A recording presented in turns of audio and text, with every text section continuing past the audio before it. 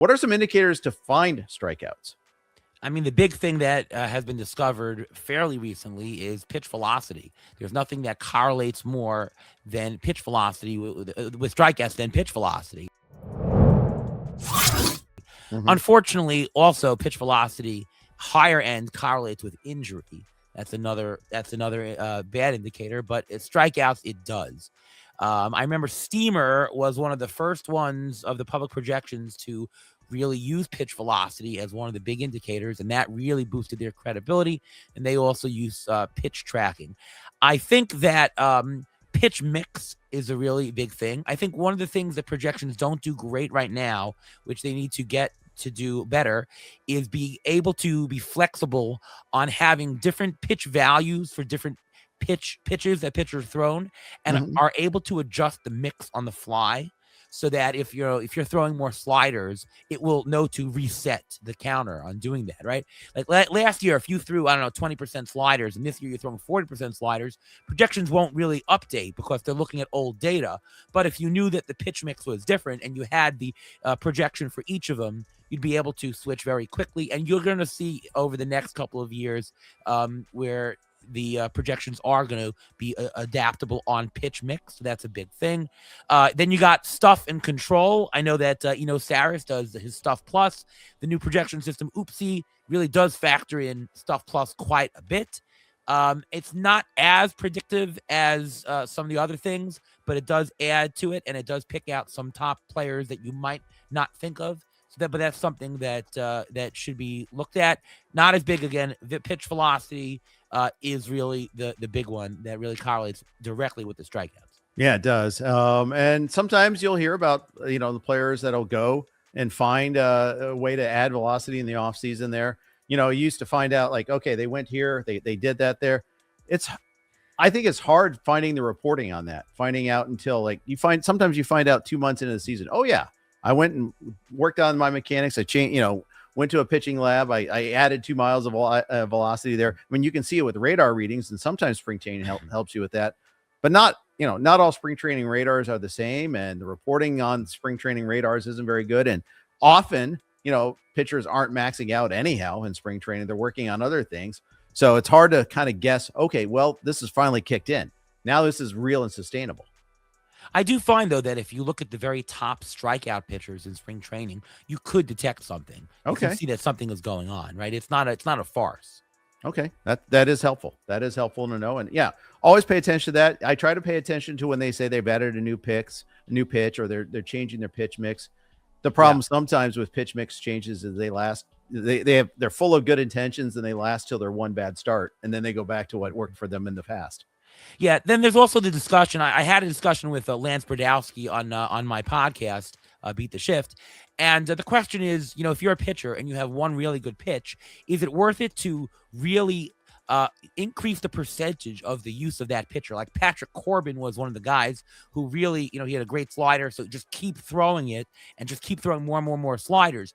But you also want to be able to spread out different pitches to keep batters from guessing what you have. Right. That's an added component. So you have basically for each team and each pitcher decide the balance between mixing it up more, which makes things less detectable, and throwing your best pitch over and over again because it's got the best results. Right. That's really something that you're going to see teams work on. It's that balance between the two. Absolutely. And I think that's really important to kind of dig into that there as best you can. Okay, we've talked a lot about what goes into the projections. Let's talk about how to use the projections. And this is kind of the meat of the topic. This is what I know you're excited to talk about. How do we use these projections to try to win your fantasy baseball leagues? Yeah, well, first of all, if you go to the Rotowire website, they have an auction calculator on there. In fact, Rotowire has great, for subscribers, they have great software that you can actually run your auctions in. You can download it from the site, and ATC projections are embedded in them if you so want to use them. To me, there's two pieces of information, two numbers that you need to use projections, and then how to use them and how to get through them. The first one is the actual value of the player. Even if you're doing a snake draft, I don't care if it's a snake or auction, you should come up with an auction value for each player. Go into the auction calculator on the site. Fangraphs has one as well. Put in your league settings. You've got 12 teams. You've got 5x5. Put the categories in. There's 3 outfielders, 1 DH, whatever it is. Put in your settings. It will then come out with an auction dollar price suggested for each player. Ohtani is 45. Judge is 43. Witt is 42. All the way down to the $1 players at the bottom. Even again, if you're doing a snake draft, at least that gives you an order, but it also tells you a relativity between the two. You get tiers, right? If you see got 20, 20, 20, and then 15, you know where the tier is. It's not just a rank. That's why I'm suggesting you do the numbers. So you get your auction dollars. That's part 1. Part 2 is get market data. What is the market doing? What are people doing? Get ADP data. The NFBC is a fantastic source of data. They start drafts back in November, December. People pay to be on it, so it's not random garbage. It's real data. Go on to they have great ADP data. Here's the pick. This guy's going number 1. This guy's going 5th round. This guy's going 10th round. And take that. Take that list. Take the list of projections and what the auction values and match them up. You will then see who's undervalued. Is the market too high on a guy compared to projections? Is the market too low on a guy? And that gives you an idea right away. But now we're going to go further into that. Are you ready? Yes. You have to make a plan for how you're going to select the players. If you see that there are 4 undervalued second basemen in the 17th round, okay, that's where you want to get a second baseman. You don't have to get a second baseman in the 5th round if there are 4 of them waiting there. Instead, you can get an outfielder, right? If there are pitchers, there's a multitude of pitchers in the 5th round that are undervalued because you've detected market versus projections. Get a 5th round pitcher. Don't get the 1st round. Don't get the 10th round, right?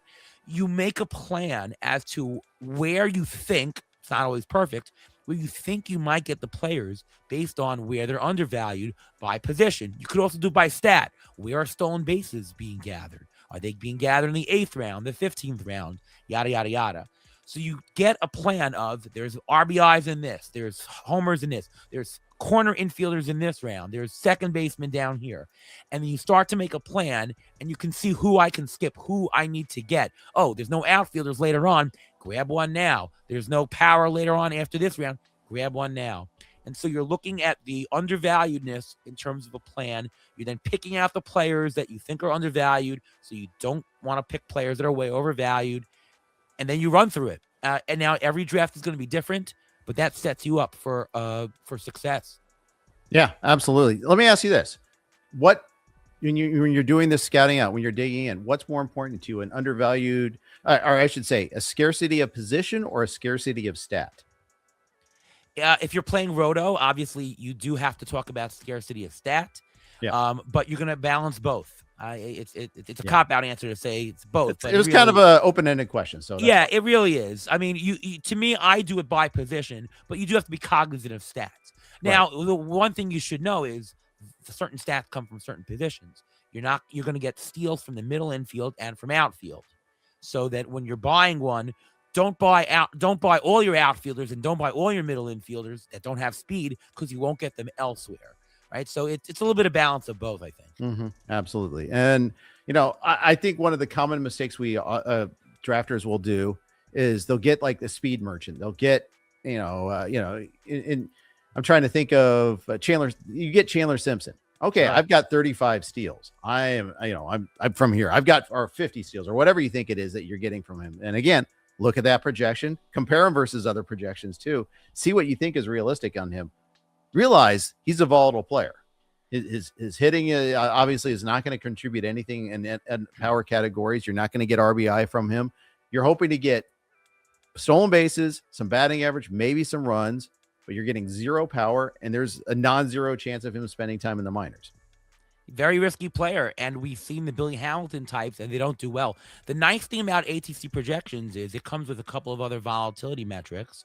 If you go on Fangraphs, you can see we have a metric called volatility skew and a metric called dimension.